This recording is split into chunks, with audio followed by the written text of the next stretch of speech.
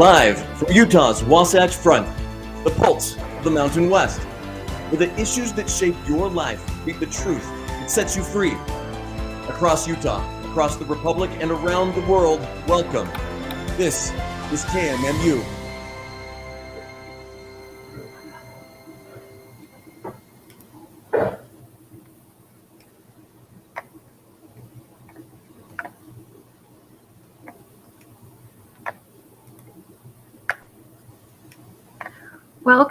Welcome everybody. This is Holly Crowley-Ray-Bonnie joining you today alone. So I'm waiting for Mr. Producer. I don't know what's going on, but I am so excited to start the show today. I have an excellent guest today. We've discussed in the past the big development going on in Box Elder, and I have someone who lives in Box Elder who has done extensive research. His name is Zach Nielsen. He's going to be joining us at 6:30. So I'm very excited to welcome him. And I mean, if you're watching now, please leave a comment so that I know you can hear me and that I'm coming through loud and clear. This is Political Head Trauma, where if Head Trauma had a podcast, it'd sound exactly like this. So, Tooele County residents got news that the ballots that went out on June 2nd did not include all the candidates.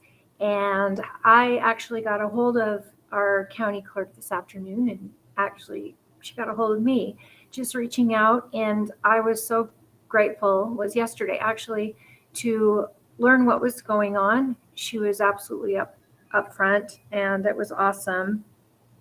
So, you know, it's not great when this happens, but apparently it was a vendor mistake, a vendor error. And I would like to, the vendor has claimed full responsibility for this. They had a data matching error, according to our county clerk, and that resulted in limited number of voters receiving an incorrect ballot. That has been corrected, and there will be new ballots mailed out on Monday. So for anybody who's participating in the primary, the Republican primary, watch for your ballots to come in Monday. And if I can just say the importance of voting, it's so important, folks, because so few people in our community vote. They make the decisions for everybody else. So many of us are complaining often about what's going on in our cities, our counties, our state, our nation. We all have something to complain about or to worry about, and the world is how it is. And it does get a lot of us worried, angry, fed up. I mean, it's an us versus when it comes to the government, and we all find a way to try to figure it out. And a lot of conspiracy and what we've learned through 2020, and a lot of people's eyes were open wide when they discovered how much out of touch our government is with the average citizen, and that there are conspiracies that are actually truth. And we have to really look at where we get our information and what kind of content we're feeding our brains. And we should ask questions. And I have no problem with that. What I have a problem with is when you have such a small percentage of the populace that vote. It's that small percentage that is deciding for the world how the United States is going to lead and how it's going to run. And you see the flip-flopping from, midterms to presidential, constant flip-flopping on where we are as a nation. And yes, I'm upset that we're in a war with Iran. I don't love it. I thought it would be over by now. I hate the gas prices. I know there are hundreds of thousands of people struggling just to make it. And what's hard is that any one of us are one paycheck away from utter disaster within our families. When we have an economy that is so scary, gas prices is the last thing that we should be worrying about. And it is absolutely top of mind, because your grocery prices, everything goes up because the heartblood of this country is truckers. And when trucks are running at that expensive rate because gas is so expensive, that is going to show in our groceries. It's going to show in pretty much every item you buy has to do with gas prices, sadly. So again, I am somebody that has been taught from a young age that voting is highly important. My parents have always done that. And I just hope more of you will engage. And if you're unaffiliated, you can register as a Republican to vote, but participate. And Democrats aren't having a primary; they have their candidates. So I'm not saying this is a partisan issue. The big race is in November, as always.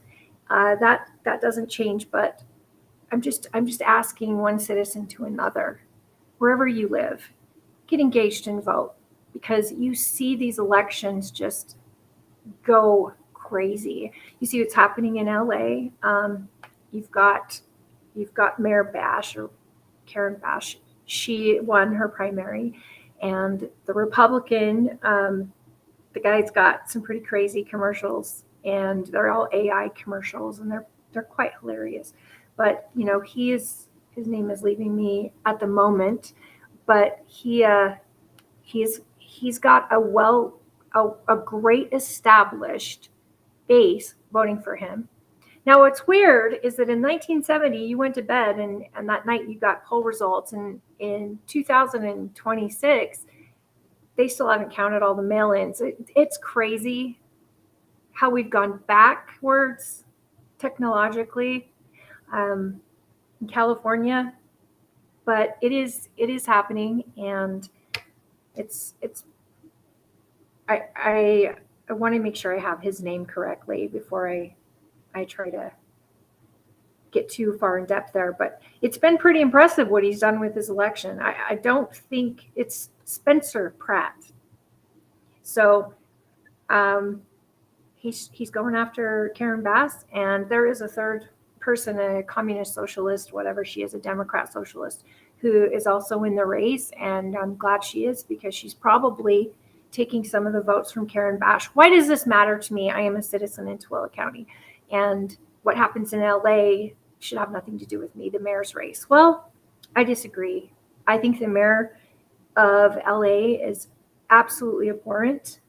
The homeless situation there, I have a dear friend that has been fighting with Karen Bash, and she is a famous person. She lives in LA, and she is Rebecca Corey. She represents the Stand Up for Pits Foundation, which is a phenomenal foundation that rescues not just pit bulls and pit bull type breeds, but rescues animals. And even I got a rescue from her years ago, our beloved German Shepherd. What she has noticed just being on the streets of LA is how many homeless people have their animals out there who are being starved, they're being beaten, they're being in terrible situation. If it was a child, people would be up in arms, but it's a dog or a pet, and the mayor is doing nothing. There's no response there.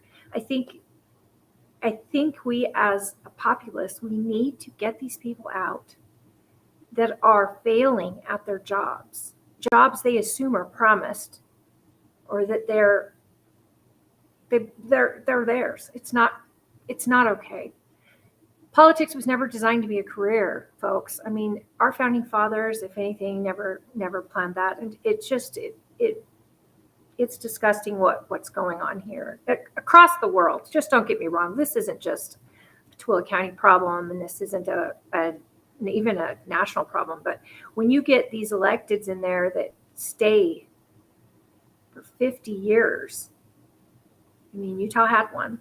He was in there before I was born and just got out in the last decade. Biden was in there as a career. The founders wanted this to be a service obligation, and then people went back and continued their lives with their farms, their businesses.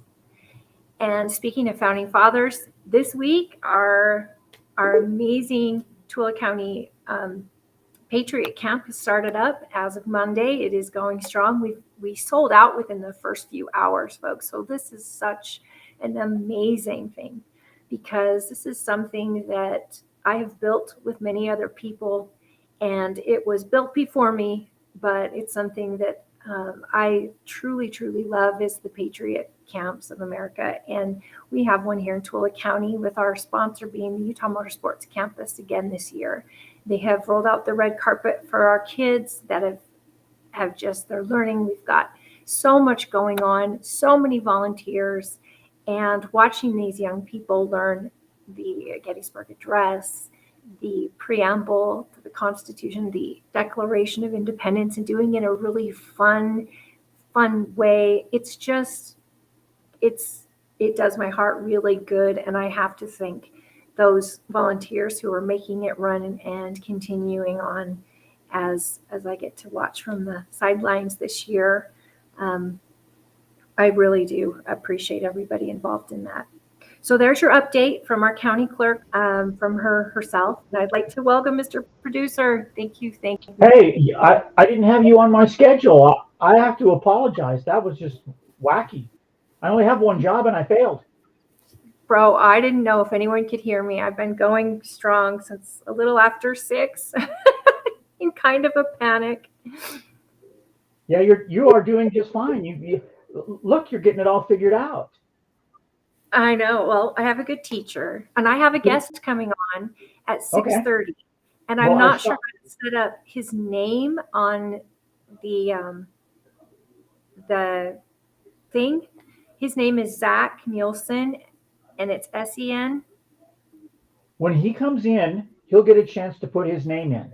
Oh, perfect. So Perfect. he'll pop that in, and dang, you're flying solo. How about that? I don't know if anyone could hear me or see me or anything. So thank you. Well, you pushed all the right buttons instead of me. So. Well, I'm excited today because Zach is from Box Elder County, and he has done a ton of research regarding this development. And I first wanted to start out with somebody that it actually has done the work, but is a citizen, has no affiliation regarding the outcome of this project. You mean he's not being paid by the Chinese or by big pharma or any of those guys? No, in fact, I think he's a rancher. I mean, okay. He's as American as it gets when it comes Cool. to progress in this country and keeping people fed. You know, I say the heart blood of the nation is our truckers, just because they get everything to us. But when you think of farmers and ranchers, I mean, it doesn't get more American than that. And the fact that America, remember the truckers and the ranchers work hand in hand. Okay, true. One guy produces it, the other guy delivers it. So it's true, and they're seriously the lifeblood. What I think is pretty amazing, though, is before I'm trying to get someone on the show, of course, that is pro development, that can give us the pro part of it. And before I did that, I was really grateful to get somebody. Thank you, Dave Weiss, David, and Jared, my partners for Political Head Trauma. They introduced me to Zach, and I'm really excited, but I really wanted citizen on the ground. I want the side of someone who lives there, who is affected by it, and somebody who's done some research. And I'm following his page on Facebook. I mean, he did a very long post explaining everything. And so, I mean, I read through it. I was really impressed with him, and I'm excited to have him explain it to all of us that are wondering. Now, you don't live in Utah. This may not matter to you. However, coming soon to a county near you is most likely one of these data centers. And these data centers are just like, just like what we had with NSA, where they're listening to everything, and that broke wide open. But the NSA has a ginormous facility here in Utah. Yeah, they're out at the point of the mountain. They're out at the point of the mountain. Yeah. And this place is no comparison to even that. It is that much bigger. So it's supposedly the biggest one in the world that will that's current anyway. Yeah, as of right now. But I think this has an effect on every citizen of this country, because eventually it comes to your neck of the woods, uses resources that are needed around the state, around the country. And then also, this is AI stuff, folks. This is the direction the world is headed in, full speed ahead, mind you. And the United States is fighting to be the most relevant, the most innovative, the ones that are in control of this entire shit. And you're going to see it. You're going to need these data centers in order to control it. I say that loosely. I don't know how controlled AI will be. I just know that Utah was selected. Our governor is excited to welcome it here. And I know there are pros to this. Don't get me wrong. I am not saying this is the worst thing ever. I know that the center has its pros. What I don't understand yet or in depth is what those are. And I want to know what they are. Holly, I hate to interrupt you, but you should get Kevin O'Leary on, Mr. Wonderful. Oh, I could try. Because he's the money man behind it. Well, I don't know if he would ever join us in this little show, but I would sure love to have him. So if anyone knows his contact info, message me. Yeah. While I have you, I need to make sure and share this on Facebook, because I still haven't figured out that part. I'm lucky to be where I am right now, as many people know. Well, if you go into the channels, you can check it. I think your Facebook channel is on, but I don't know if it's streaming or not. Hang on a second. Let's see. Political head trauma. You have a PHT connection. Let me see what happens if I turn it on. Let's see. I've just turned it on. Now it's offline. It says, let's see what it's telling me. It's trying to connect. That's the thing, is I never got it to connect. And it says unable to connect. Now, you can edit that, but I mean, there are some requirements. You need a stream key is what you need. And you're probably going to have Jared show you where that is. Because it's not, the stream key that's in there is not working. It says trying to connect and then failed. Zach is coming in. All right, 1 second. I would like to make sure I get this going. See if Jared can send you the stream key.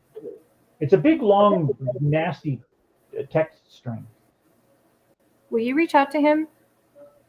I will. Because if I have him send it, he'll send it through my phone, and then I have to figure out how to get it to my computer while talking as we do a deep dive. Well, he might be working. I don't know, or in school. Give me 1 second. Do you want to tell me what your thoughts are regarding gas prices and what the president has recently said about Iran? He says we're now talking to whoever we need to talk to. Well, I think Iran is kind of a mess because they've splintered. You know, there's no supreme leader anymore, and all of these guys are fighting for power, and it's hard to negotiate when you don't know who to negotiate with. You know, I thought that would always be our problem. Well, yeah. Well, I mean, there was a figurehead, okay, with the Ayatollah. He's gone, and several of the other guys are gone, and they just X'd off somebody else over the weekend. So I think what's going to happen is they're just going to whittle it down until there's nobody left. And I don't know. It's very complicated, okay, but you can't negotiate if you don't know who to go negotiate with, and you shouldn't be negotiating with terrorists anyway. But the other option is blow them to smithereens, and I don't think we want to do that. We've already done enough of that. Well, the other option is boots on the ground, which I don't want either. I do not want to see our boys over there on the ground. I absolutely don't. I've been adamant about that. And I think the American people, I don't think they can be sold that idea. No, they've been. It worries me. because Trump is saying, just leave me alone, let me negotiate, and the press is making this into something it shouldn't be. Well, that's what the press does, I mean, Right. they do that. They want to keep the pot stirred. Okay. You got that right. They want to keep the pot stirred, which is why we're here. We're trying to unstir the pot, right? Yes, sir. And we want to bring the facts. Let me see if I can get you connected. I'll talk to Jared. In the meantime, Zachary's here. Shall I bring him in and you guys can continue that? I am really fast trying to finish a post on Facebook. I can't get this thing shared. Using three different devices. Yeah, you got too many devices. Doing this alone is a nightmare. So hopefully you're getting good at it. Come on. Yes, it's a nightmare. You are correct. I would love to welcome Zach. I'm going to let Zach do an introduction, a little one. All we want to know from like the beginning, Zach, is I know that you're not new to Box Elder, but your wife is from Box Elder, and you guys are recently married 5 years. Let me pop him on, and you can let him introduce himself, and then I'll go see if I can get the stream key from Jared. Okay. Perfect. Here he comes. I'm going to say goodbye, and Zach will say hello. Thank you, friend. Hear me, Holly? I can hear you. There you are. Perfect. There we go. Well, wow. How are you doing tonight? Doing great. Thank you for joining me tonight. I am excited to talk to you. Give us a little bit about where you're from. I know you told me, but I want to let people know. I know you're tied to ranching, and that is like something you went to college with, right? SUU. Yeah. Well, UVU. So I grew up in Utah. I've lived in Utah my whole life, and I grew up down in Pleasant Grove, Utah County area, and except for 2 years that I was in Ohio. And when I came back, I decided that I wanted to work for a cattle ranch, and I was able to find a job in eastern Utah in Duchesne, and I was there for 8 years. I would work for part of the year, summer through the first part of winter, and then I would attend a semester at UVU during the spring, and then go back at the beginning of summer. And I met my wife in 2020. We met on a dating app. We started dating long distance for 2 years. And then we got married at the end of 2022 in December. And I moved in with her. We live now in Perry, and she's lived in Box Elder County her whole life. And I really love it up here. I love the rural communities. I love the agriculture. And going back to my teenage years, living in Pleasant Grove, my parents, their house, their property sits right at the base of the foothills. And so as a teenager, I had access to the foothills. I was able to go out the back gate, ride a horse through the foothills of Pleasant Grove and Cedar Hills. And from 15 to 20, I saw how much the valley was developing. Every month, there was less green spaces. All the trees were disappearing. All the pastures were disappearing, and there were more buildings. And so that was from 15 to 20, that was, what I was experiencing and what I was seeing. And then when I started working for the cattle ranch in Duchesne, I started learning about just how disconnected people are from agriculture and from food. And I started learning more and more about what, the people who grow our food go through and some of the challenges they're facing. And that's really my motivation for everything I do online. Everything I say or post is trying to educate or make people aware of some of the issues that ranchers and farmers in the United States are doing. And there's a lot more that I still need to learn. And there are a lot of people who are a lot more knowledgeable than me, but I'm just trying to help continue spreading that. Well, I have to say, when David had put us together, and David, I absolutely adore him, and he's somebody I trust. And when he put us together, of course, I went in and did some research and was looking you up and reading some of your posts. And what I found is that you're very sincere, and it does feel very genuine that you are trying to educate people. And you also recommend people also do their own research, and you even post your your, what am I trying to say here, where you're getting your resources from. Yeah.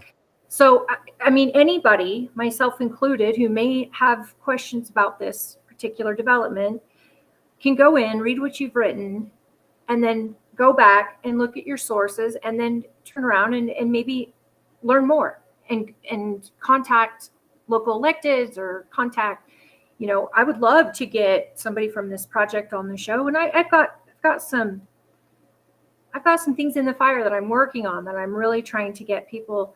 My first goal was to get a citizen of Box Elder who's affected by this, for one, and for two, that has seriously looked into all of this. And you're perfect for that. So I can't thank you enough for joining me tonight. And hopefully we can let people understand, because you also explained it in a way that was very, very informative. And there's pros and cons. I was telling our producer, there's pros and cons to this. I know AI is a big deal. I know it's the direction our world is going, like it or not. I'm sure there are some pros to this, but I haven't seen them, and I don't know what they are. And as a citizen, I want to understand more. So my next guest, hopefully, will be somebody that can explain the pros, and somebody that is positive about the project. But tonight, I want to know from citizen of Box Elder. And you say you're from Pleasant Grove. Well, originally, yeah. That's real close to Lehigh. And we know Lehigh has done absolutely, they went in fast forward as far as development goes. You don't even recognize it, the whole area. No. So talk about development, and we are a small version, of Silicon Valley. And that's what we have here. It has got its positives, provides a ton of jobs. Utah gets a lot of benefit. Our governor is very proud of that. We've got a lot of new faces here because of the development. People that are adding to our tax base, people who are adding to the AI experience, But you also get a lot of traffic, a lot of new houses, a lot of differing views from what we're used to here in this state. So, I mean, I wouldn't live in Lehigh if you paid me. I like rural Utah, and I just don't want that to change, which is what I'm thinking you're saying. You would like your county to stay in the way that you enjoyed it, and that your wife grew up in, and that your future children will be able to grow up in.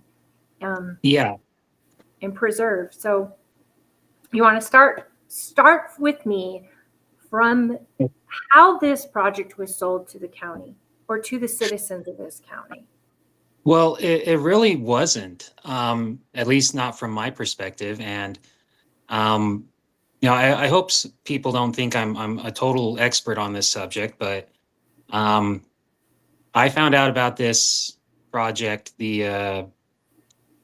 probably the weekend before their last meeting in April, the last Monday of April. I think that was the 27th or the 28th. And that was when, a bunch of people showed up at the county building. I think there was around 80 people. And there were people who had a lot of questions. There were people who were really wanting to know what was going on. But the county commissioners, they didn't have any public comment at that meeting. A week later, at the big meeting at the county fairgrounds, where they had to leave the room and continue the meeting online, they didn't allow any public comment.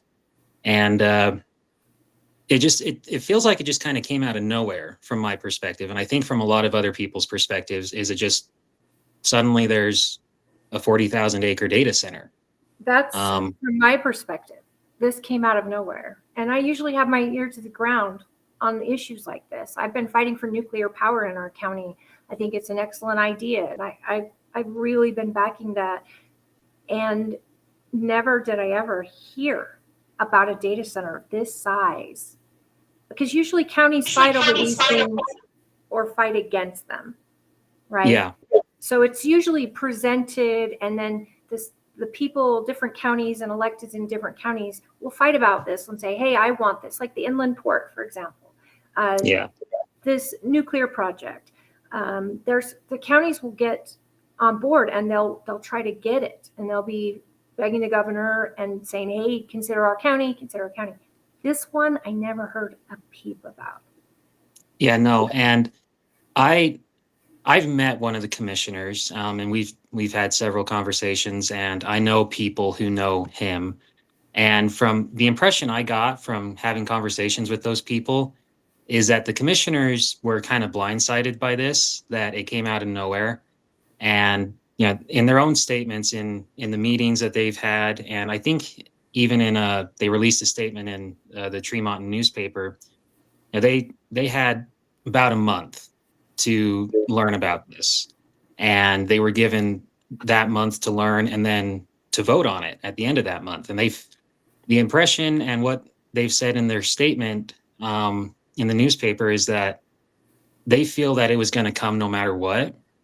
And how I interpret that is, they felt they had to vote yes to have some kind of control, because if they voted no, it was going to come anyway. That's the impression that I've gathered from conversations with people who know them and from reading their statement in the news. And so I'm sorry to interrupt you, Zach, but if we look go at this ahead. very, very carefully, can you imagine purchasing a property with this in mind, but making that purchase of all that land and then starting your business on it? And I mean, we're on a fine line of what exactly you're able to do with property rights, right? Like, I'm wondering if people who purchased this did not inform their county about their plans. They did this all on the outside, or the other side, and then the county gets wind of it, and all of a sudden it's like, well, like you said, we've got to get engaged, or we have no say in this.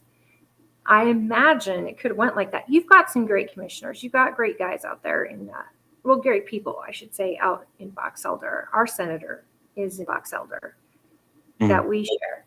But I can imagine that this is probably just like you said. They probably found out about it and had to jump in order to preserve some sort of control. Yeah. Did I lose you, Holly?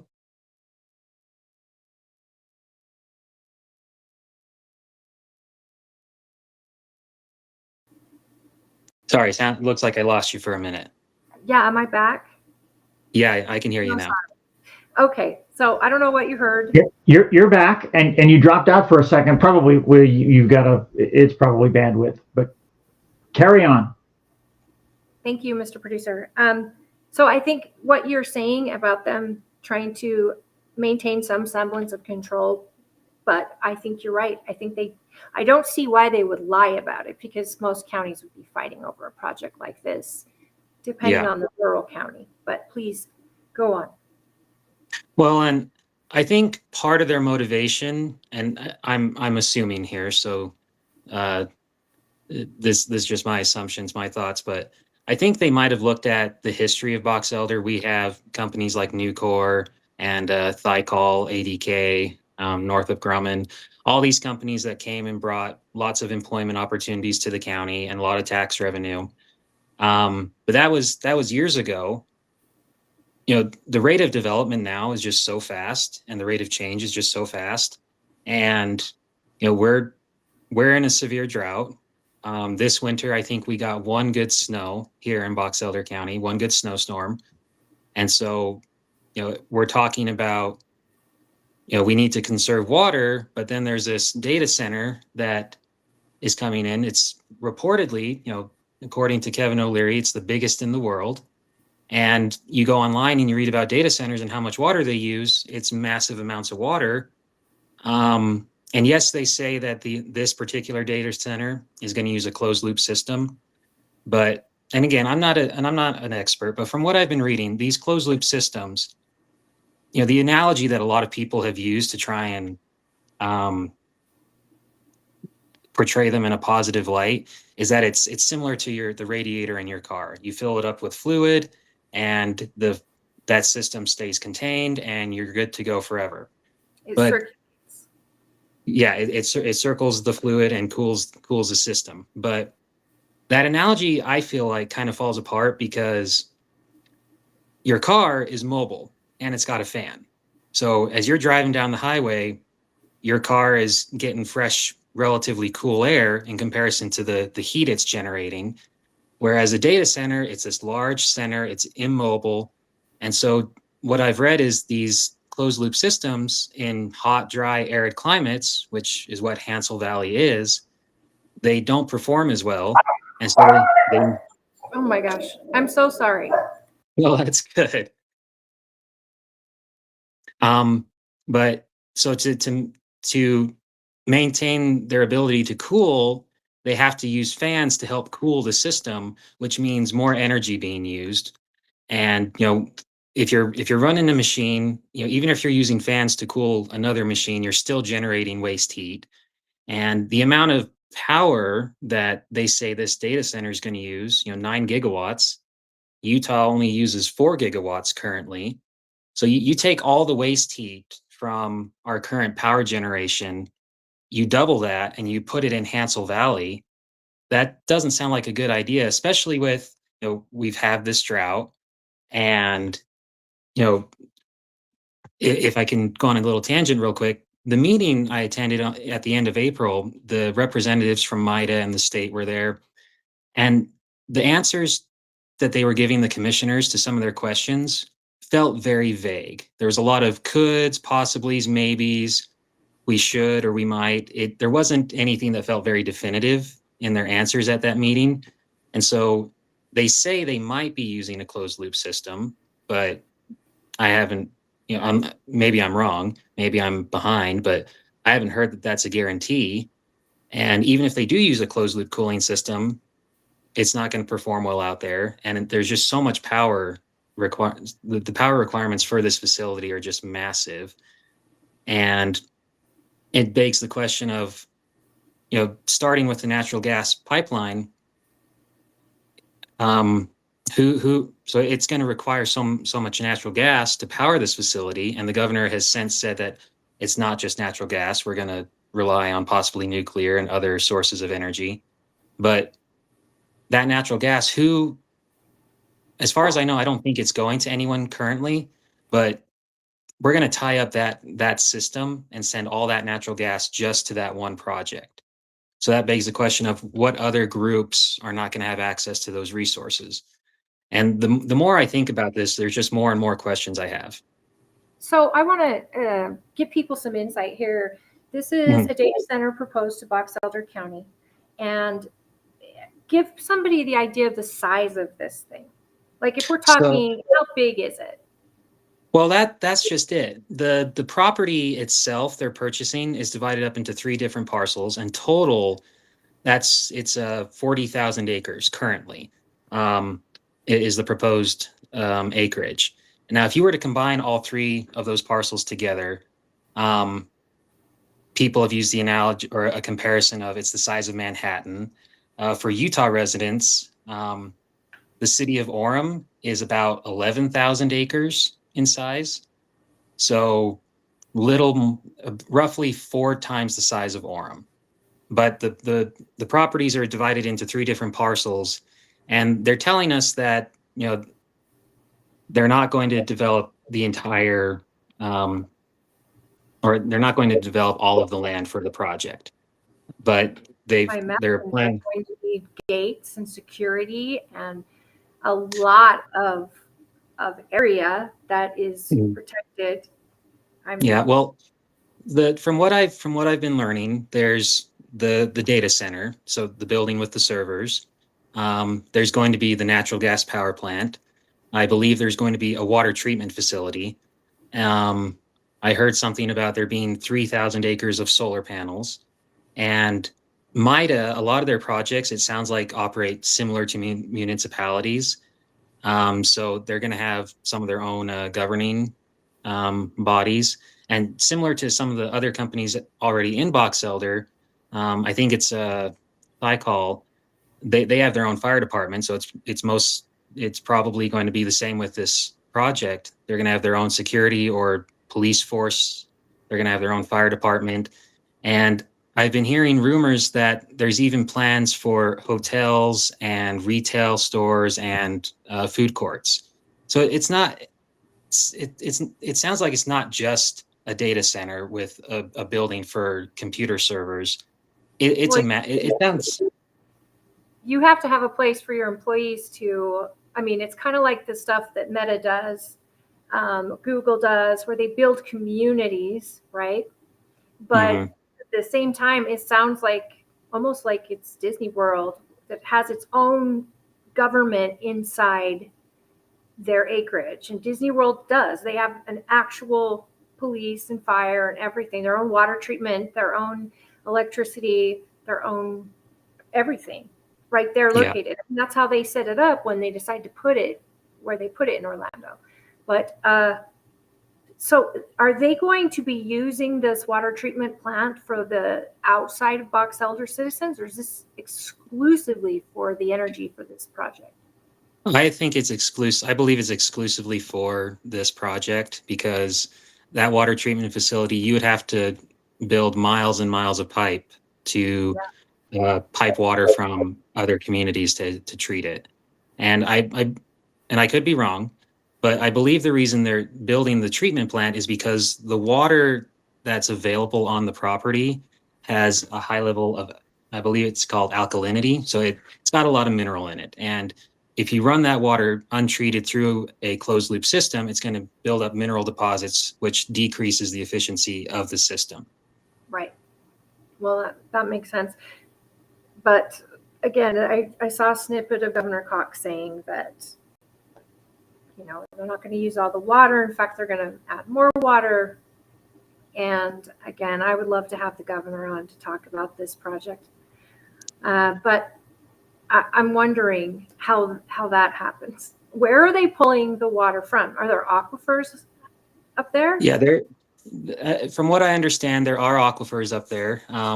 At that meeting at the end of April, they said that with purchasing the land, purchasing the properties, they'll gain access to 3,000 acre feet of water, and that they're also looking to secure an additional 10,000 acre feet of water. And if you do the math, if you go look up how much water is in 1 acre foot, it's hundreds of thousands of gallons. So 13,000 acre feet of water is about 4.2 billion gallons of water. If it's there, right? I mean, if it's guaranteed to be there. Yeah, if it's there. And sorry, I lost my train of thought. But the whole water issue at that meeting, the MIDA representative, he said that they're going to use less water than a farm pivot. Now, he didn't specify if he meant per day, per week, per month, but there's some nuance to add to that. Farm pivots, I've worked with farm pivots. They can use a lot of water depending on their size and how much water the farmers have access to. They can use several 100,000 or a couple million gallons per day, but those farm pivots do not run every day, all day. You know, farmers in Utah, they only irrigate during the summer months. So, so those pivots, they sit idle most of the year. Whereas, you know, this project, if they are able to get their water application pushed through, they're going to change that water from seasonal agricultural use to industrial use, and it's going to be used every day. So I don't really understand how they're going to be putting water back into the Great Salt Lake. Like, I don't know, are they going to pipe it back down into the ground, into the aquifer? Are they going to build a pipeline out to the lake? I don't understand how they're going to get water back to the Great Salt Lake. And there's there's questions from the locals about, because there's a spring there called Locomotive Springs, and it's about, from what I've heard, it's about 80% below its normal levels. So there's the question of whether this project is going to, negatively impact Locomotive Springs even more. And there's questions of the remaining farmers and ranchers out there. Is it going to impact any of their water rights? There's a lot of questions that don't feel like we've got answers to. Water rights are tough because, again, the water has to be there. And these aquifers are huge and they span over many, many properties. And if you're going to stick a straw in there and you're going to use up however much water, the rest of that properties could go without.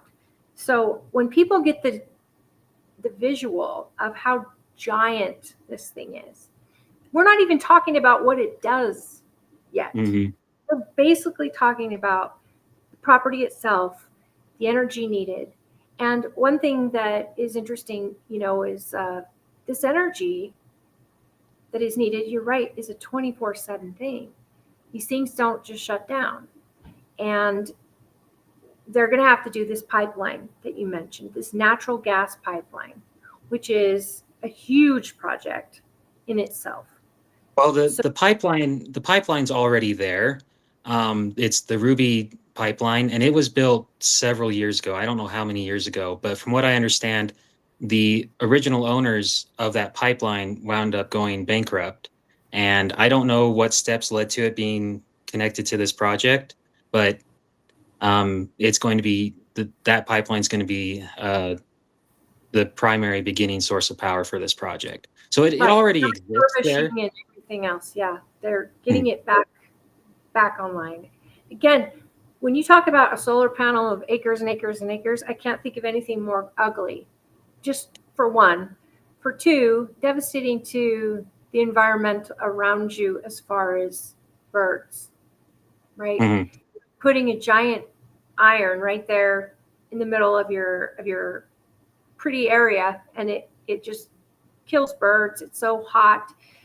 And I hate the solar panel thing, but yeah, they need the energy, right? And it's not always something you can count on. I mean, solar energy is not for the weak. And even Texas has a lot of their energy in solar panels and other green energy uses. And then they end up having a terrible winter with no sun and literally everything shut down.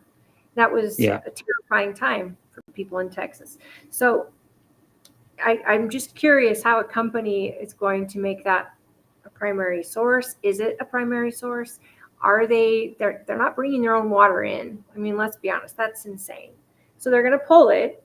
So citizens of Box Elder, how many, you say that at the fairgrounds meeting that they end up going online, wasn't it an official public meeting? It was an official. It was an official public meeting. There were several hundreds of people there. I didn't see any buses, like Mr. O'Leary said, on the news, but I think there was a good portion of people there who were not locals, but there were significant numbers of people there who were locals. And I think the county commissioners, I feel like they really shot themselves in the foot when they said there would be no public comment and everything just went downhill from there. And to maintain some kind of sense of order and to just get through the meeting, they eventually exited the room, went into a private room, and went online. I believe they projected that. Yeah, they projected that back into the bigger room, but they were there in a smaller room with the door closed so that they could talk to each other and be heard. Because I'm sorry, what was the agenda for that? Was it just to hear the project out, or was there actually a vote they were taking regarding the project? It was to vote on whether to allow, someone who's more experienced and knowledgeable about how county government works can explain this better. But essentially, they were voting on whether to start the process or not for approval for the project. So officially, technically, there's still a lot of steps to go through for this project to happen, especially given how much the public has pushed back. If you watch the news, you've seen that Governor Cox has changed his tone quite a bit from 2-3 weeks ago till now.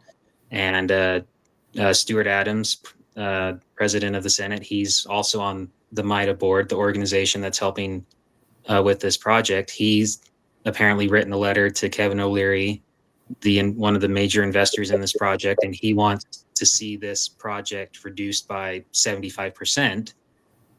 So going from 40,000 acres down to 10,000 acres. So again, that'd be roughly the size of the city of Orem. But I don't know, is that just, are they just reducing the land, or are they reducing the actual size of the data center, the power plant? I'm unclear on that right now. But So how has the governor changed, do you think? well, in the beginning, I remember, I think it was 3 weeks ago in an interview, he said that the people who push back against these projects, who push back against development, they're the people who are destroying this country. And now he's kind of shifted his tone towards, yes, we do need to be more accountable. We need to protect our water. We need to protect our air and the environment. And that it feels like a bit of a shift from how he was talking and behaving a couple of weeks ago. Yeah. But in comments I've been reading online from people who are commenting on my social media and commenting on news posts, there are people who feel like this is just a political tactic by the governor and by Stuart Adams to try and regain the good favor of the citizens. That's just people's opinions. I'm not sure. I kind of agree with that. It feels like they're oh, go ahead. The governor really has no need to gain political favor, if we're being honest. He doesn't anticipate running again. And, his last years in office, if anything, would be to preserve a legacy of what he's done. I don't know that he would need to gain favor, but what I could see is that he got into the details of the actual details of this project and is not thinking it's a good idea, at least at the size that it is. Well, here's the thing. If he's only barely getting into the details, that's kind of problematic. Because according to a Salt Lake Tribune article, they went and looked at his public calendar, and he had meetings with Kevin O'Leary back in late December, early January. So it's highly possible that he knew about this project at the beginning of the year. So if he's only now looking at these details, that seems kind of problematic. He should have been looking beforehand. But again, that's just my opinion. I know the governor's got a full plate. It's a busy job. It's a demanding job. It's not just him. See, you get into local government, and he could know every detail. But what I mean by that, and again, I'm not saying anything towards Governor Cox in positive or negative light, but I know in local government they get that project right, and they start getting pushed back, and it's their butts in that seat. They're going to the governor and saying, stop this. We don't want this. We don't want this. We do okay with this.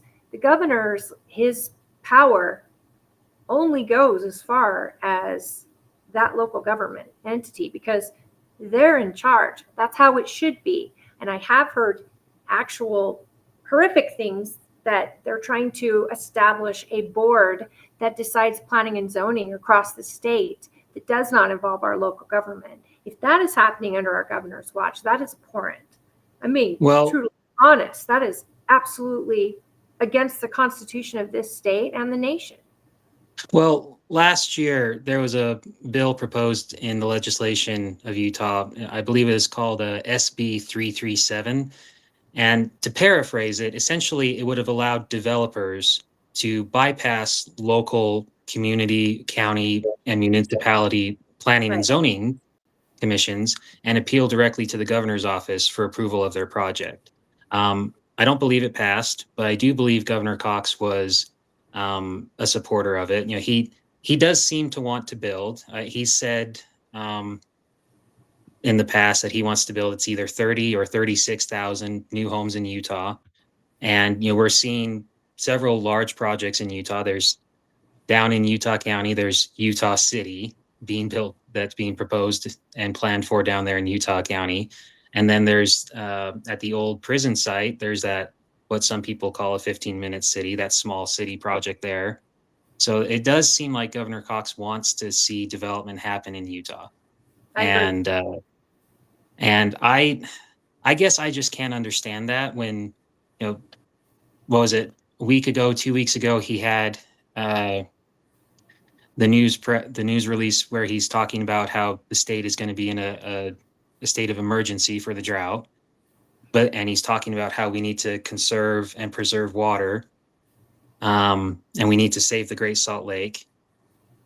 I find that for me it's troublesome when he says that, because I feel that any conversation about preserving the Great Salt Lake, that conversation needs to include, are we going to put a pause on how much we're developing? Because we're not finding new sources of water. I mean, there is that aquifer that was discovered underneath the Great Salt Lake, but there's questions on whether we can actually utilize that, or if we even should utilize it. But really, we're not finding new sources of water, and we're taking a finite resource and dividing it up amongst more and more people. And so, I know the governor wants to develop. I find it troublesome that he says we're going to save the lake, but we're going to keep developing. Well, and I'm gonna do a little stop here just to talk to the audience and to Mr. Producer, who I believe has gotten our feed live on Facebook. Oh, Mr. Producer, you got us? Can you hear me? Can you hear me now?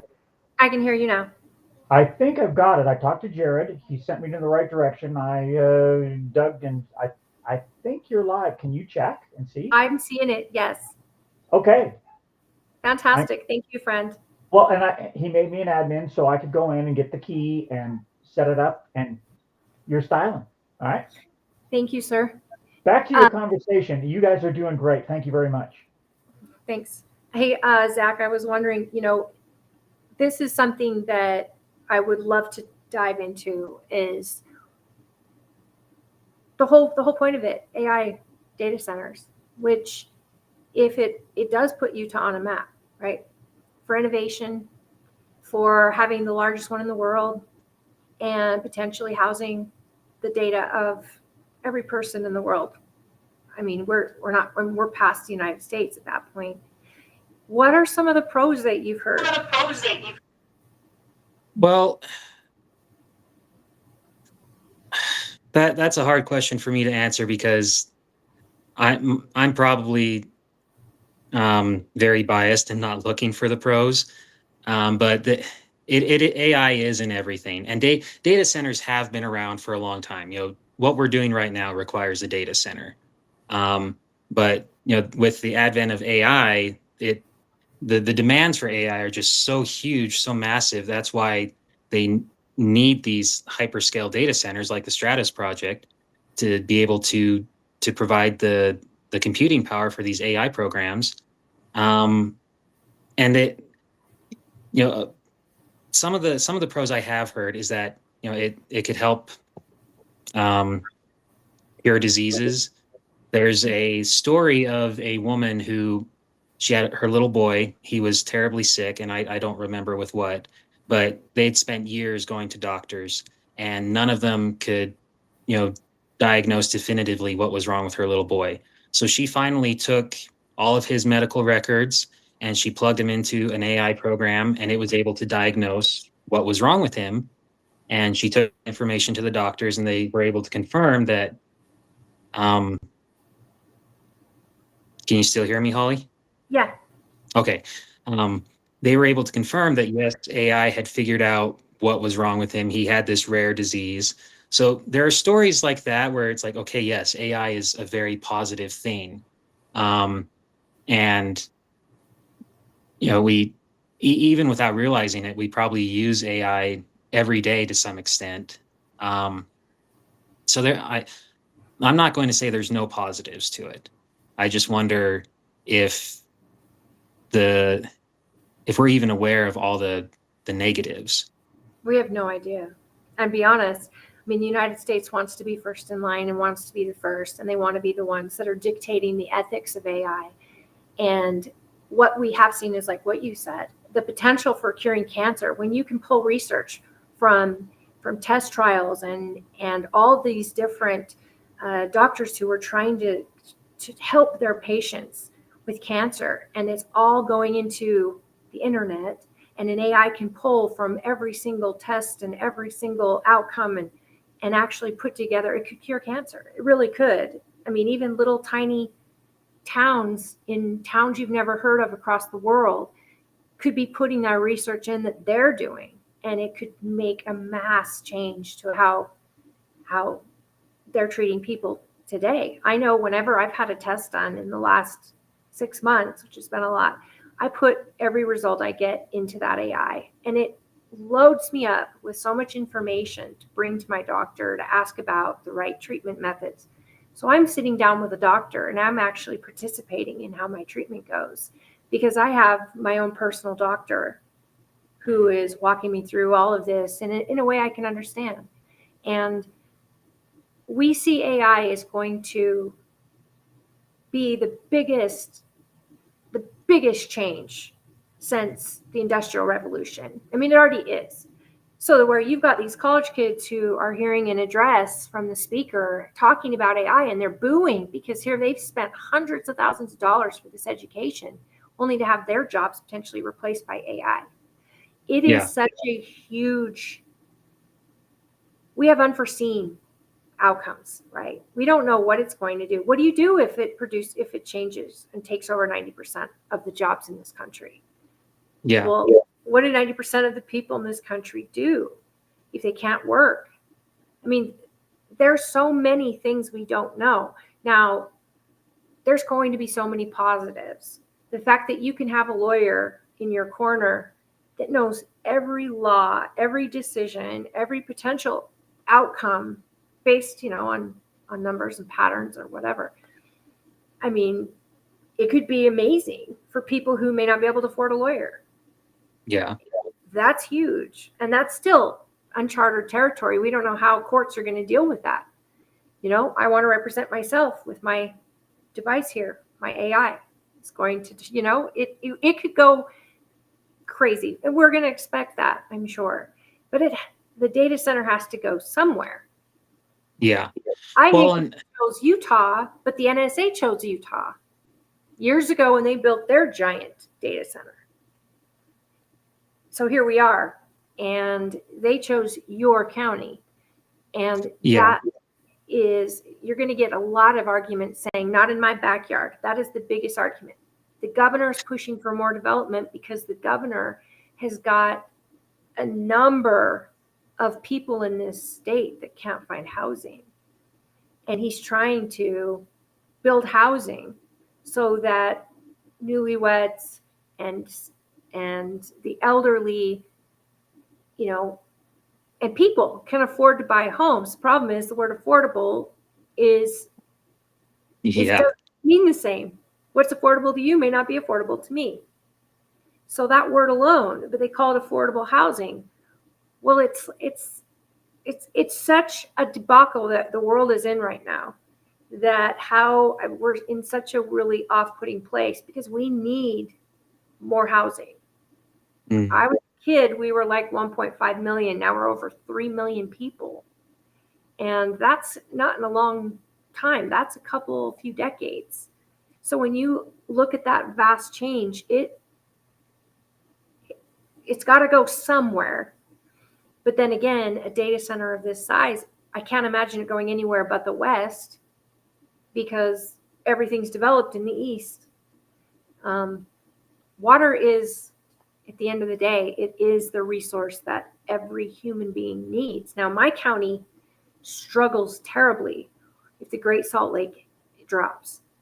We've got businesses that are worldwide businesses that are failing because the levels of the water at the Great Salt Lake, which is the number one reason legislature is trying so hard. That, and because it becomes toxic if it drains. But they've been fighting to try to keep businesses like that alive. We're talking about Morton Salt and many businesses out there that are along that area. The Magnesium Corporation, for example, MagCorp. These things are used all over the world, but when you get down to it, it's got to go somewhere. So I'm curious as to who fought for it to come to Utah. If the governor learned about it at the beginning of the year, and we heard about it in April, like, who was rallying to get it here? And why are they shutting down the voice of the people? Because we know why. But whoever's fighting for it to come here, where do they think the resources are going to come from? And what plan do they have for that? Have you heard anything in any of these meetings, in any of your research that regards to where the resources coming from as far as water? We're in a drought. I'm just not hearing, and I think you're saying this, they're not going all the way to the end of that thought. They tend to tell you, oh, it's going to be fine, we've got aquifers or this amount, but you don't hear to the end. What happens if that water is not there? Or what happens if that water is taken from the whole of the county and draining the county's water? Have you heard anything to the end? No, I've not. And, I've not been to every meeting, and there's probably so much I don't know, but I haven't heard who pushed it. I haven't heard, conversations about, how we're going to make sure that we can preserve our current water supply. And that's kind of, I'm going to admit to having a pretty strong bias against development. But sorry, I lost my train of thought again. But that bias against development,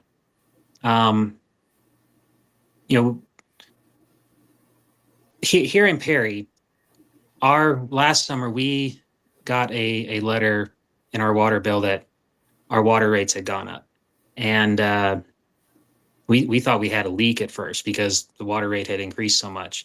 And then we went on the city website, we started reading, they'd increased the water rate, and they plan to increase the rate again in 2030, at which point they're also going to decrease the amount of water they give to each household. So as more people are coming in, we're trying to divide up this finite resource amongst more and more people. And that's part of my problem with development is, are we actually pausing to look and see, can our resources support what we have right now today? Putting aside everything that's planned for in the next year, 5 years, 10 years, can our water resources support what we have right now? And this winter was pretty terrible. We don't know what the next winter is going to be like. And with the people here in Box Elder County, it's a rural county. People are still fairly connected to agriculture here, and water is so important to agriculture. And then we find out about this data center. People read how much water data centers use in other parts of the country. And then the governor tells us in a news report that it's our moral obligation to build this data center, and that we need to build these hyperscale data centers to, like you alluded to earlier, to make sure that the United States is leading in AI development and in data control. Mm-hmm. But when you look at how many data centers the United States has, I've seen several different numbers depending on the source I look at, but we have several thousands of data centers, and China has between 500 and 600. So if China is on the cusp of out-competing us in AI and in data, it's because their technology is better, I think. That's a good point. And I think that, land, aside from water, land is also finite. We're not making any more land. And to tie it back to the agriculture a little bit, the United States as a whole, we lose about 2,000 acres of farmland every day in the United States across the whole country. So to put that in perspective, Utah Valley University, their campus is about 550-ish acres. So you take UVU's campus 4 times, that's how much farmland is being paved over and developed. And farmers are, it's not just developers for housing or for urban development that farmers are being pressured by now. It's solar fields and now data centers. And these data centers and just developers in general, they can offer farmers so much money for their land. Right. And it's hard to tell a farmer who's worked his whole life, and if his kids aren't interested in taking over, it's hard to tell him or her, it's hard to tell them, no, don't take this amazing deal. But you've got younger people. So like take myself, for example. I've been involved in agriculture for about 10 years. In any other industry, like if I was an electrician or a plumber, people would say, Zach, you should go start your own business. You have the experience. But I can't afford to compete with developers who are trying to buy up farmland. It just doesn't pencil out. The amount of revenue that farms and ranches can produce versus the cost of land, that's what's keeping a lot of young farmers from starting their own operations. Is the overhead is just so huge, they can't buy land. They can lease land, but if the owner of the land decides to cancel that lease, then they're out of luck. And so Yeah, our whole state, 80% of it is owned by the federal government. Yeah.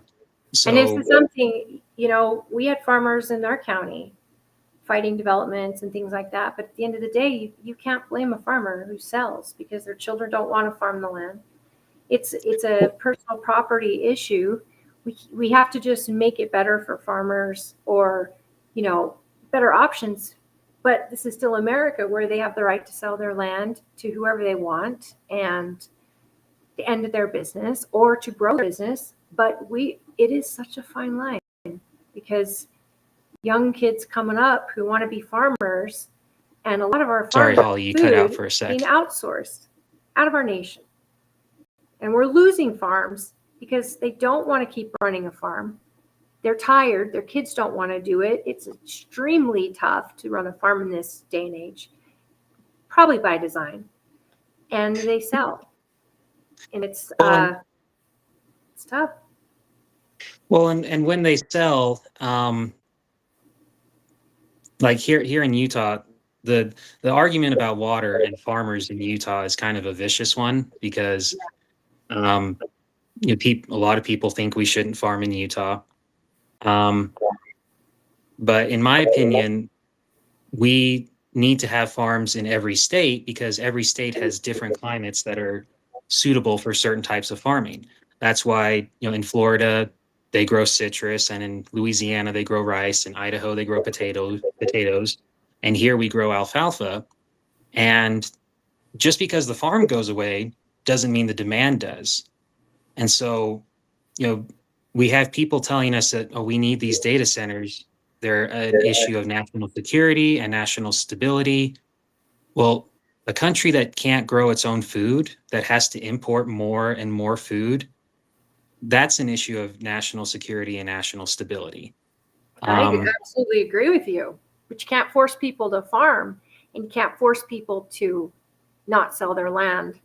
And that's where we've got a conundrum, because I totally agree with you. We should be making farming a big deal. It does take a lot of water, and that's what I'm seeing on this project. This project matches the kind of water consumption of alfalfa farms here in Utah, and the number of it's a larger percent of water usage in Utah is done by farms, not households. And so you get that. Were you going to say something? Sorry.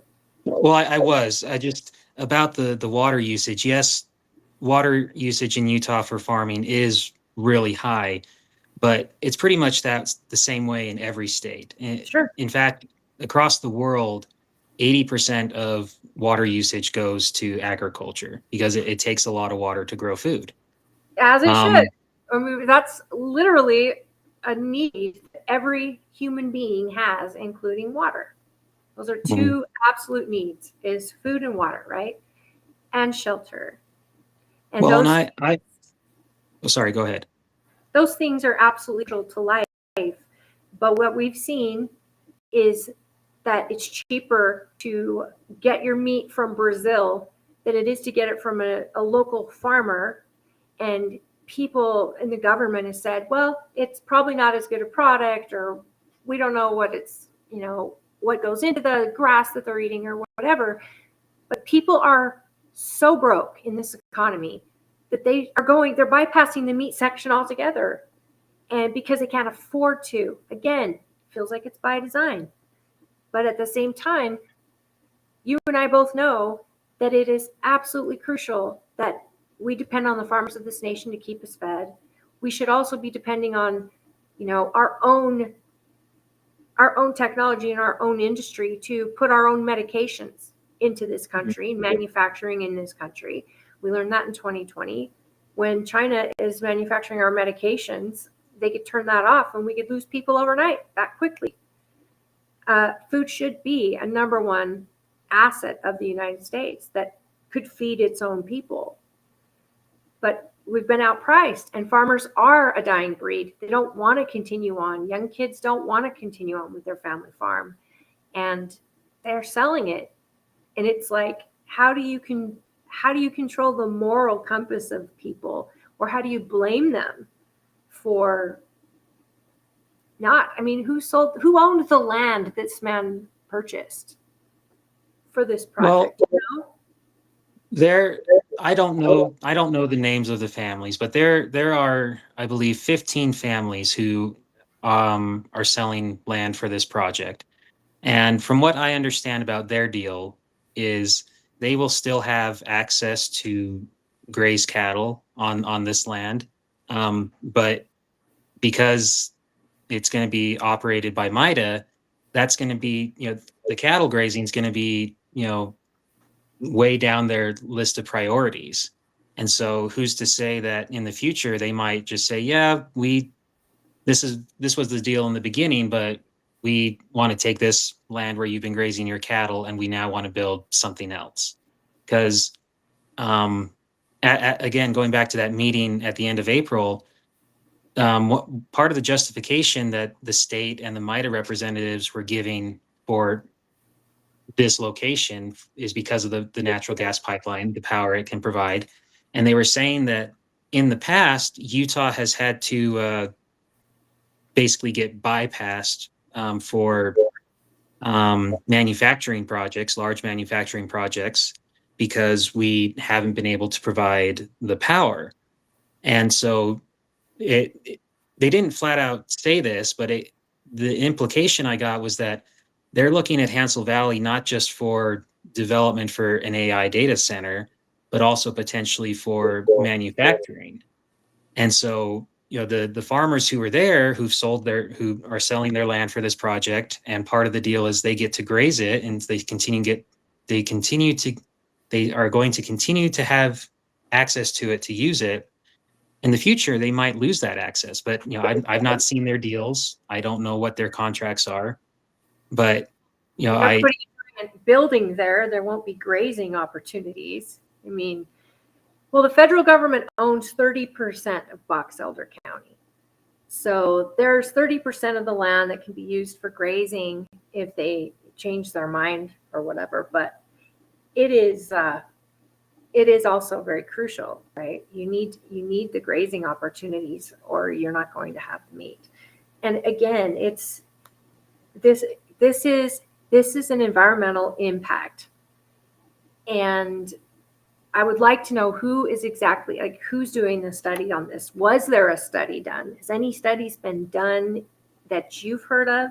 Because you've got a lot of information on your page regarding the plan for the natural gas pipeline and for the water. I mean, have you seen anything about a study? No, Again, I've heard nothing about any kind of study, and that's actually from people I've spoken to here in the county. That is one of their biggest frustrations, is that there have been no environmental studies done, and people are wondering, why weren't the studies not done first? private property rights, I guess. I mean, whoever owned that land prior would have had to welcome someone onto their land to do a study. Again, we're sitting here in a very weird place because on one side, I am absolutely all about your property rights and the right to own property, to do with your property as you see fit. On the other hand, when it has an impact on the community, there is a moral obligation that you are doing things in a very positive way. This side could be saying, we are doing something positive. We're going to be paying X amount of dollars into your tax revenue, which is going to cause all of your electricity, all of your taxes to drop because we're taking this on and we're going to generate that tax revenue for the county. That could be a positive. But at the same time, what we're doing on our property is up to us and we're responsible for it and we've paid for it, so butt out. On the other hand, excuse me, this is an eyesore you're putting out in the middle of our county, and it could be devastating to the resources of this county and the state. So this, I mean, as a citizen, I can't even imagine the stresses that you guys are experiencing, because you can't force somebody to not sell, and you can't force anything at this point other than stay close to your commissioners and give them your input. And again, even they are going to have their hands tied on what's legally their obligation to get engaged in, because it is private property rights. But giving them your input and actually holding them accountable for things that they can control is, at this time, it's the most crucial thing you can do, because again, their hands are going to be tied for a lot of it. Planning and zoning, especially if they're able to, I mean, they may be able to do something in planning and zoning, but I think after what you've said, a lot of this is probably going to be in court for a long time. If you've got hundreds of people showing up and a commission that is trying to do something to kind of stop it, and now you hear the governor changing plans and the Senate leader changing plans, this very well could be bogged down in court, but not to the level I think people expect. There is an aspect of property rights in this state that we need to respect, and judges do. But yikes. Sorry, I'm curious, like, if people have anywhere they can, for anything they can do, it is going to be stand up at your most local level of government and fight like hell for whatever they have the ability to fight against. Yeah. Well, and when I started making videos about this, I did not expect to get the attention that I did, and it's finally starting to die down a bit.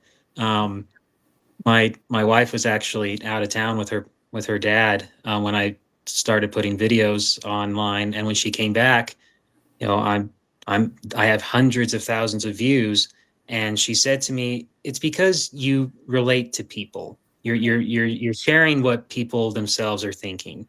And people do respect and believe in property rights out here, but there, like you said, there is the question of the level of impact. You know, my biggest fear about this data center is what kind of development is going to follow it.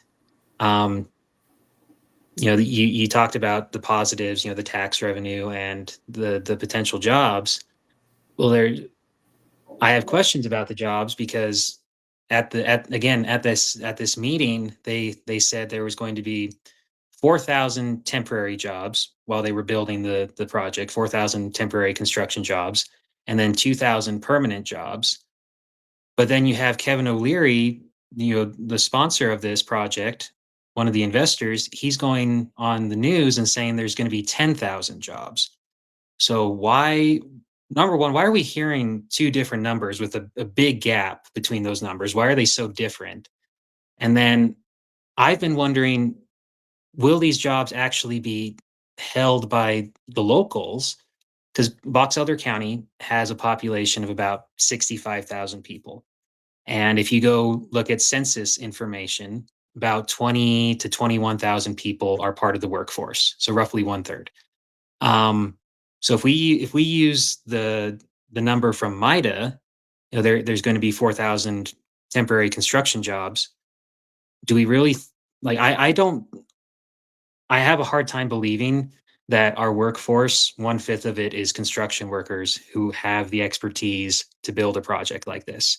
So what I'm concerned about is, to get this project built, they're going to bring in, people from out of state who have the expertise, and just, bodies, just the number of people they need to get this project built. And I worry that that's going to put a strain on the local housing market. We don't have enough hotels or apartments for that many people. So is that going to pressure the communities in Box Elder County to allow more development? And that, can our natural resources, do we have enough water in Box Elder County to support that?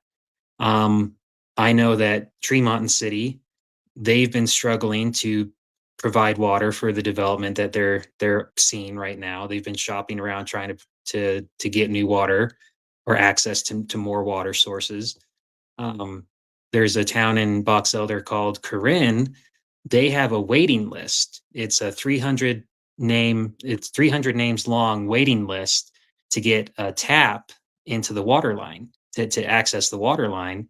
And then, like I said earlier, here in Perry, they're looking at reducing the amount of water that is given to each household. And I know it's not to conserve that water; it's to make sure they have enough for the new development that's coming.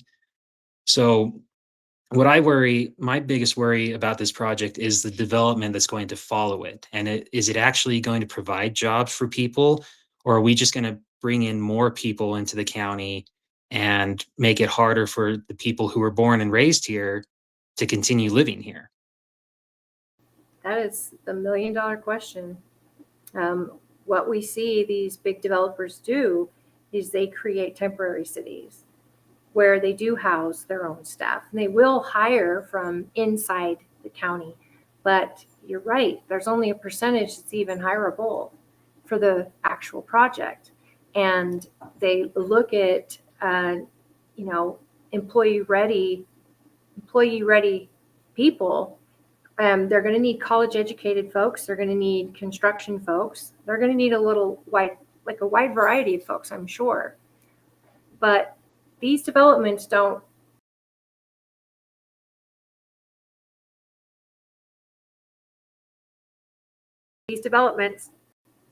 take a lot of planning, and I guarantee they are doing it with staff that they choose. They bring with them, and they create these temporary cities, and they go up very quickly on the property or outside the property, where you bring in thousands of workers, and it's a big hit to an economy, and it's usually not something that's easy. It's not, but I can't think that they're just going to hire from Box Elder. That would be such a small pool. Yeah. Again, they could be hiring statewide and temporarily housing people in Box Elder. They bring in trailer parks and they set them up. They do it on drill projects around Texas, and they just set up these little cities. But a project of this size, at this much money, they're going to have to bring people in with them. I can't see them using only the Box Elder base as their employment option. Yeah. That would be crazy. I mean, we're the size of you. We're just a little bit bigger population-wise in our county. I think we're 76,000 people. And we've got 2 universities, at least one tech college, and then we've got Utah State University here. So we've got great abilities for a wide range of people to hire. But we are small, so large developments would have to bring in their own staff or hire outside of the county. But you're right, that takes on a whole different type of problem when you bring in outsiders in mass scale to a county that's not fit for traffic, for grocery stores, for power and water, of course. But it really does strain an economy when that happens. So companies have to they may bring in their own restaurants and their own hotels, like they've talked about, just to accommodate the needs of this project. And that's probably where you're seeing that development in the plans. And then what happens when it's done? And then when it's done, the hotels, what are they for? Are they making tourist attraction out of this thing? Are they having people staying? Or what are the hotels for? Unless they've got something down the road that's anticipated. Why build hotels and not small, temporary cities? So I'm curious what the hotel plan is for. Yeah, I wish I knew. And it's just, I think it's just frustrating to me because this project could change the identity of Box Elder County. We like it here as a small rural community. My wife, at one of her previous jobs, people would come in and she would recognize them, or they, tell her their name, and she's like, "Oh, are you related to so and so?" And they said yes. And so this small town atmosphere, I worry that it's going to disappear just by bringing in all these people. And to me, that's frustrating that, the state, the governor and the state legislature and these big kind of faceless developers they have the power to change the identity of a county, and kind of change our way of life. And they call it progress, and building homes for people and providing jobs for people is a good thing. But, what about the people who are already here? And what about, going back to what I've said before, can our resources support what's coming? You're absolutely right. And this is something you and I know, and a lot of people may not relate to. It is that small town feel that no matter how big your city or your county gets, you want to preserve it, and it's worth preserving. And as communities like ours, they tend to look out for one another. They know each other's kids. It's a big village, and everybody has skin in the game, and everybody is protecting something special. Even the new people that come in, they know where they're at is special, and they left where they came from to where they are, and they want to protect it alongside of the people who've lived there all their lives. That is something that I wish every person felt, that preservation for their community. And it's in business, I don't know that they feel it. I know when big business is shopping around, owners of those big projects and businesses will look into communities and see how livable they are, and to see if they are a good place to set up shop and have their employees that they bring with them live in, raise their children in. And small towns are very attractive to large businesses, but it does change the face of what it is you are protecting and preserving. So I'm curious. I am going to reach out to Senator Scott Sandell and see his thoughts. He's a rancher in Box Elder. I'm curious what his thoughts. I mean, he's a farmer. I'd like to know what his thoughts are on the project, because I've not seen anything from him. It's not that he hasn't posted, but maybe just I haven't seen it. It would make sense. Have you heard anything from the senator? I have not. I've heard rumor, and I don't know whether it's appropriate or not to share this, but there's rumor that he actually owns property out in Hansel Valley. I haven't been able to confirm that, so that's really just rumor. But if he does Sold own, his property to these people? well, I don't know. I can't remember where I read it, but one news report I read said that there are no state senators or state level officials who have sold property for the project. But again, did they know about it? I don't know. I would be surprised if he does own property out there in Hansel Valley and having his position as a senator. I would be surprised if he didn't know about it. I would go to the horse himself. That's how I see it. I'm just going to ask him, and I think everybody should do that. Talk to your local senators, your House reps, ask them, get it from them, because this is the problem with things like this: is they turn into a huge snowball of misinformation, and it's really hard. And I tend to side with politicians on this one issue, is that they can only represent you as far as you require them to. So when people aren't calling them and not giving them what they want or what they expect, they tend to vote rogue. They go rogue. We just Yeah. said. And so I know that they count who calls. I know that it is off season for lawmaking, but they're always senators and representatives, and they need to answer those questions and get to the bottom of it. So I think that's who I'm going to reach out to personally and see if Senator Sandal can give us some information and possibly do a show with him. Because, I mean, if the rumor is meant to imply that he sold land there to these people to profit, again, do you blame people for selling their property? Do you blame them for this opportunity to make money that could support their family for generations, potentially, or at least their children and grandchildren? I don't know. Property rights to me should be number one next to free speech. Right to property is so important because you're right. It is not a resource that you can grow. It is what it is. And in America, that's what set us apart from other countries, was that you owned property and the government could not tell you what to do with it back then. Yeah.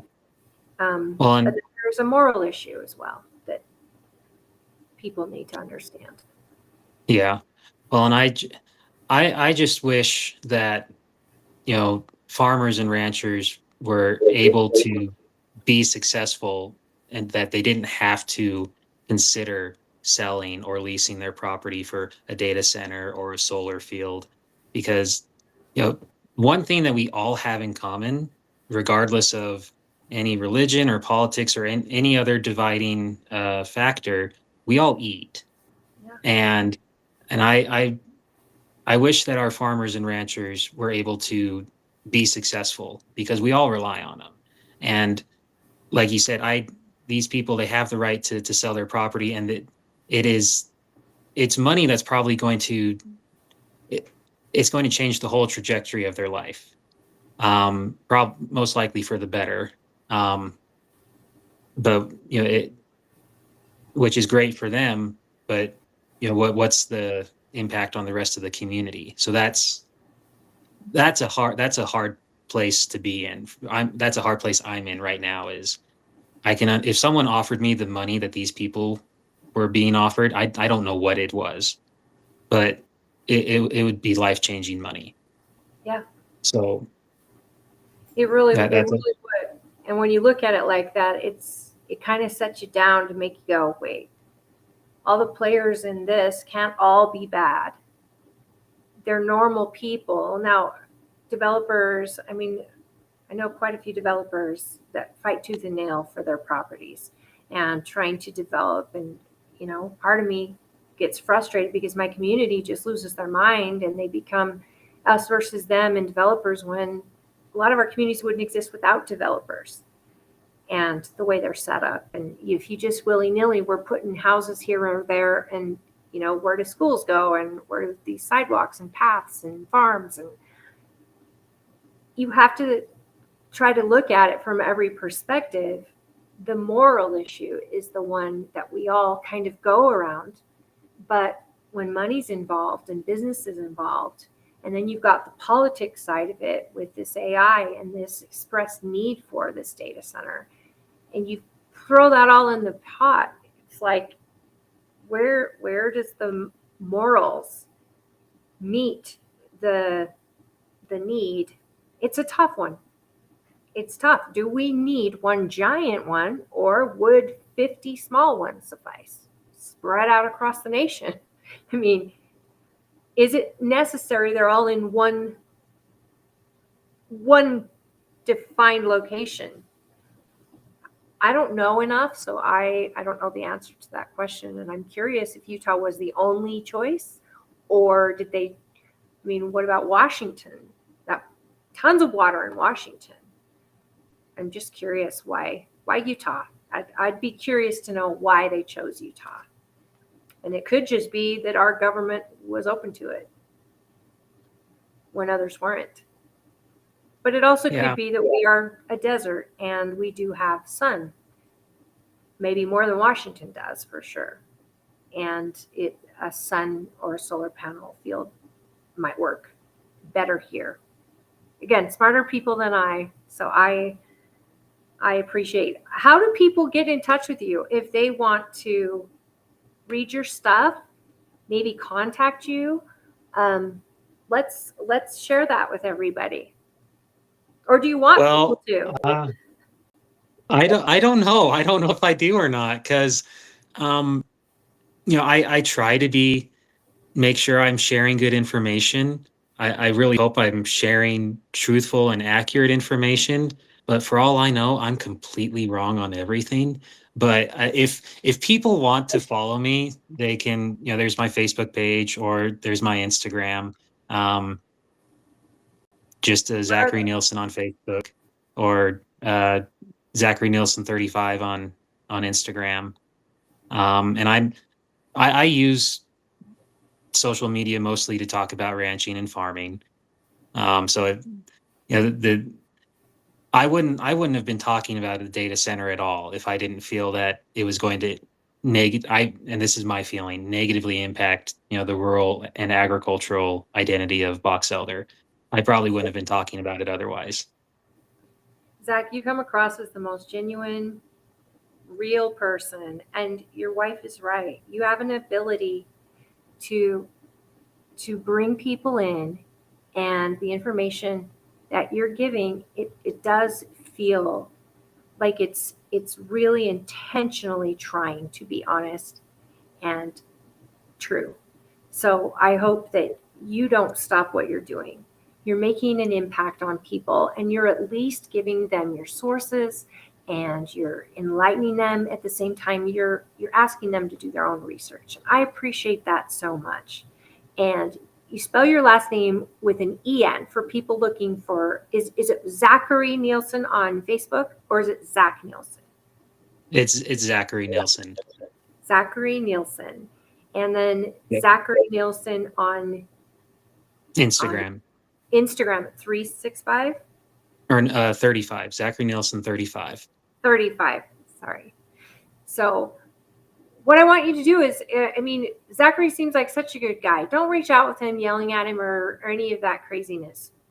But if you want to watch videos on farming and ranching and the importance of rural life and the beauties of being engaged in your environment in a healthy and a real way, it doesn't sound like you do political drama. I haven't seen it, which is such a breath of fresh air. You're just telling people how it is for the life that you're living and that you want. That is so beautiful to me. And I think it's needed in this day and age. So I highly recommend, guys, go follow him on Facebook and Instagram, and give him some support on those videos. Let's take him up to, let him blow out of the water, get him 1 million views, and then see how that changes your life. Oh boy, that might not be good. You never know, right? Until you're in this situation. Do you have any?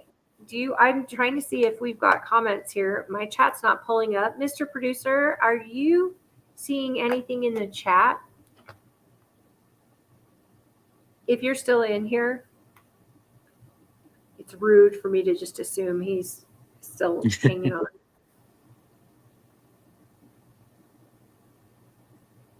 Mr. Producer.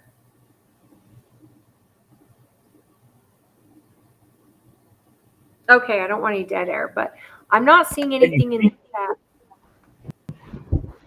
Yeah, I was just wondering. There we go. Now my you mic's seen- working. Can you hear me? Yeah. Have you seen anything in the chat that I might have missed?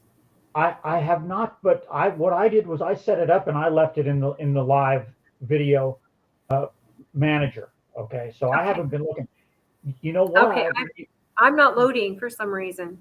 Well, I understand that there's a way for you to see the chat inside of Restream too. Okay, but I have to show you how to do that. I went into chat, Hang on, let's see. but it's not loading. So, I mean, I was trying to see if there were any questions. I know that this has been a topic people have been blowing up, the social media over. And yet I guarantee this is an issue that people of your county, I mean, they're just probably can't wait for the next county meeting. And then your commissioners are probably dreading the next meeting because they're getting, they've got one hand here and one hand here, and they're trying to do the right thing. I hope people look at their local electeds as if they are trying to do the right thing. People don't go into office on the local level in order to be total jerks and, take some source of power that, I don't know. The villain origin story is I ran for county commissioner. It's just, that's not how they start. So please give them some grace, I hope. But Zach, you've brought a lot of good information, and I mean, you've educated me. I've just had a ton of questions, and now I feel like I'm going to go to the source and see what I can find out, at least the source that I know personally, Senator Sandel, and I'm hoping to get someone on that can provide another aspect to this, or at least part more of the story that maybe you don't know and that I don't know, and hopefully get some more content that is true information out there. And I cannot thank you enough for joining me today. Well, you're welcome. Thank you for having me. You're a friend of the show. You reach out anytime if you'd like to participate again, and we'd love to have you. And everybody get to know Zachary Nelson.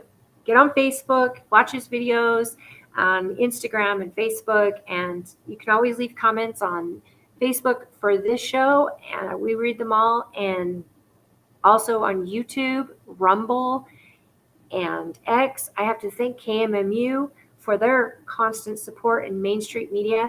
Tune in for their other shows. They have a number of other shows that make up exactly the same content. Just trying to get good information out there from a perspective of those who are in it and who are living and experiencing it in real time. We are so grateful to KMMU, and I am so grateful to all of you who tune in. Please like and subscribe if you are interested in this kind of content. We love you guys on this show, and I'm missing a few of you. If I've missed you in the chat, it's my fault. I need a new computer, so I'm just not getting very, very good Wi-Fi or something. And I want to thank you all. And Zach, thank you for your time tonight. And please keep us posted on what you go through and what you're learning in Messenger. I'd love to know as the next few weeks progress. If this thing's going to do anything, it's not going to be quickly, I'm assuming. Red tape is sometimes a good thing. Most of us hate the red tape, but when you have something this large that affects so many people, red tape is meant to slow it down. And, that's something we can ask for, right? It's just somebody to take a look at this and study it and see the need of it. And here's hoping on AI. I mean, that's a scary show all in itself of where the unforeseen situation that we have ahead of us. We don't even know. Yeah. So thank you again. And I hope you have Yeah. a wonderful night. You too. Thank you guys so much. You all have a good evening. You too, friend. Thank you. Yep. Okay. Bye. Bye. Mr. Producer, before I shut off, I'm just wondering if there's anything I forgot. Can you hear me? I can hear you. I think you did a fine job. And this is one of those topics where it's unfolding. So the information is changing. And God bless Zachary for going and doing all that digging. You know, it's very frustrating when all these experts come in and they feed you stuff and I mean, people just don't trust them anymore. You know, Yeah. The brain trust is not what it used to be. And like you said, the red tape is going to slow things down, I hope, so that we can find out what all the facts are. Because there's a lot of facts. There's a lot of facts. We have such a low trust society right now. And with all the information coming out the way it is, and people aren't going to their local news, they are watching social media, podcasts. They're going to different sources to find information, and more local the better on something like this. Well, and you want your elected officials to feed you the information, but this is complicated even for them. Okay, Yes. They don't understand it, and you brought up a whole bunch of good points. I mean, you know, right behind the First Amendment and the Second Amendment comes your right to property. The Fourth Amendment, your belongings, and that's it's a capitalistic principle. Okay, and you cannot blame these people for selling off for life-changing money. You can't blame them. I mean, yes, maybe you think they have a moral obligation to the community, but they have a moral obligation to themselves as well. This is really complicated. Okay, It is. And I saw this kind of thing over and over. Coming from California, you know, in the '60s, where I lived in the valley, in the San Fernando Valley, it was all orange groves. Okay, I mean, it was solid orange groves and agriculture. We had horses, we had chickens. As I got older, they started ripping all that stuff up, and there was this one of the big banks put in a big facility in right there in Northridge, and they were tearing out all these orange trees. Somebody painted across the sign. You know, this goes back to Earth Day. Death to the earth rapists. across their coming soon Great Western Savings sign. So it's a battle that's been going on for a long time, and it's really, really hard to stop progress. You can't stop it. So maybe we can make it reasonable. That's my hope. And honestly, like Jared and I have always discussed this. It's, you know, in the original documents of the Declaration, it was life, liberty, and property. That was by design. That the United States was a place where you could own property and a king couldn't take it from you for its own use. And yet we do have some things where the government can come in and take things, and I hate that. That should be totally ended with asset forfeiture and all of that. However, it was moved to life, liberty, and pursuit of happiness, which, you know, it still does not negate the fact that all of us, when you own a piece of property, the government should not be able to tax you on it for life, nor should they be able to tell you what you can do with that property. Then there is that community planning and zoning. You know, don't put a bunch of a pig farm right in the middle of a suburban area. There's that. But on this issue, it just gets me. Do I blame people for selling their property for potential generational wealth? Would I sell if it was mine and my kids don't want anything to do with farming, and I don't want it to go to waste or have the government take it because the taxes aren't kept on it? I mean, I think private property rights should always be protected. Yeah, well, I believe that property taxes is theft. Okay? Absolutely. Because when you own a property and you pay it off, it's not paid off. You're paying rent. You're paying rent to the government forever. Now, as a And citizen people, of Box Elder, I can only imagine, though, the benefit tax-wise to a facility like this. yes, And yeah. eating up a lot of that tax would be nice. But again, if you don't have water coming out of your tap because this place is open, you got a problem. And I think the electeds are probably scrambling to figure it out. Yes, our officials are trying to figure it out, and it's complicated, man. And you do you know where the term red tape came from? No, tell me. Just a little factoid. It came from right after it came from before the Civil War. Okay, bundles of government documents and the bureaucratic procedures. They would bundle them up with red tape.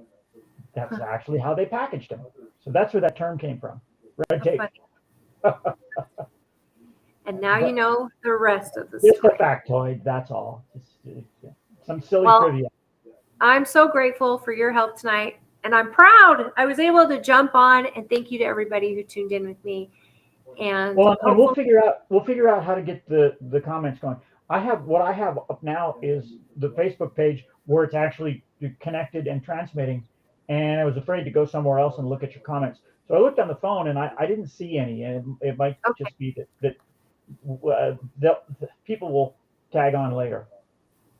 Well, excellent. And I love if anybody. This is the stuff that Jared used to do, and now I'm learning how to do some of it. So we're learning together. I miss him. I miss him. Well, I talked to him, and he's the one who got me connected. So I'll be sure to share this. And if you liked it, and if you're interested in this information, please out there, please share it with your friends and leave your comments, because we're all learning here.